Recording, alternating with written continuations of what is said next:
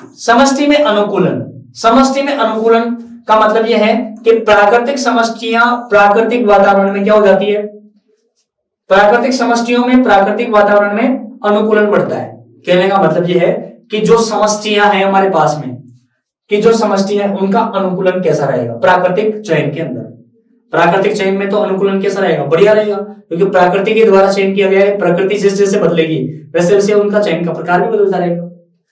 इसमें प्रजनन समष्टियों में अनुकूलन क्या होता है, बढ़ता है। कृत्रिम वरण के अंदर जो हमने चयन किया है, जो हमने प्रजनन किया है, उसके दौरान जो किस्म मिलेगी हमें, उसमें क्या होगा, अनुकूलन बढ़ेगा।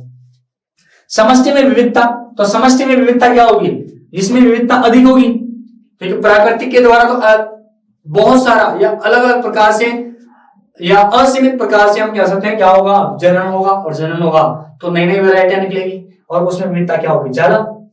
ऐसे ही कृत्रिम के अंदर क्या होगी, विविधता में कमी आएगी, क्योंकि लिमिटेड किस्मों के अंदर या लिमिटेड वैरायटियों के अंदर ही हम क्या कर सकते हैं, इसमें लिमिटेड किस्मों या वैरायटी में ही हम जनन करवा सकते हैं।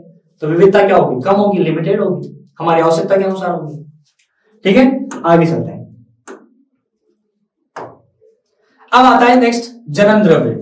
देखो सबसे पहला हमने पढ़ा ग्रामीण, पहला कौन सा पढ़ा, ग्रामीण, ठीक है, डोमेस्टिकेशन। और दूसरा कौन सा आ गया, जनन द्रव्य, जर्म प्लाज्म। जर्म प्लाज्म का मतलब क्या होता है कि पादप प्रजनन का उद्देश्य फसलों के जीन प्रारूपों को रूपांतरित करके मानव के लिए और अधिक उपयोगी बनाना।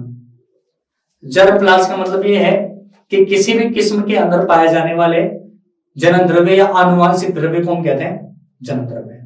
आनुवांशिक द्रव्य का मतलब उसमें कौन कौन से लक्षण है, कौन सी उसमें जीन है, कुछ किस प्रकार के उसमें गुणसूत्र पाए जा रहे हैं, तो उनको हम कहेंगे उस प्रजाति या किस्म का जनन द्रव्य।